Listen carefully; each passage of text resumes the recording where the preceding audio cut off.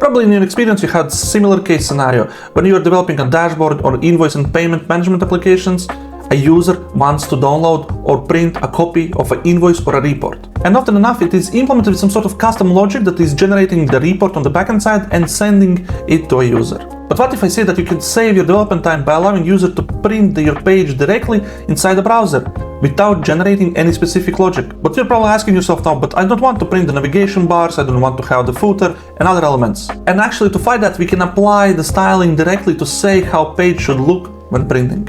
So let's look at the example how we can do that in Tailwind. We can imagine that we have some sort of invoice management platform, that we have a list of invoices with some sort of details and a print button that would allow us to directly print or download this invoice. So when this button will be pressed, we will execute window print command and it will say to browser open the print model window. So right now if I press the print, it will just mirror everything that is on the page.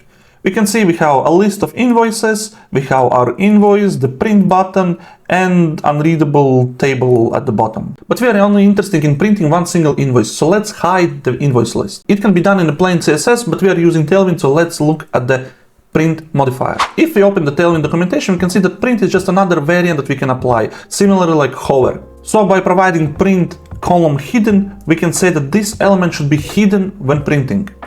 Let's apply that to our code. So here is the upper div that is holding this left side. Let's add print hidden to it.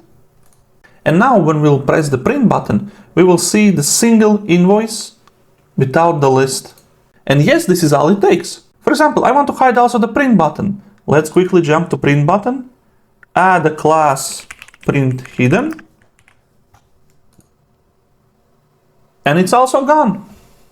And of course, you're not only limited to hiding or showing elements, you can also modify other attributes. For example, this page, it is barely visible and it will use our coloring ink, so I would prefer to have it black and bold, larger, visible than this. So let's find the styling for example, here in the dark mode, I have following styling applied to this element. And instead of text green, I would like to, when printing, the text should be black. Let's quickly check. Yes, we have changed the color. I would actually want it also to be bold. We can see that has been applied. And I would like to still see it as a badge to have some sort of border. Let's add border of border 2. And voila, we can see that these styles were applied only conditionally when printing.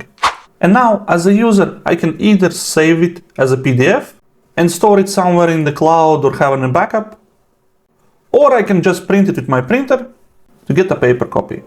And yes, that's all. This simple yet effective technique is often overlooked, but now that you are aware, you will not miss it on your next project. And if you're enjoying such content, please leave a like, subscribe to not miss the next video. And as always, keep coding, and I see you next time.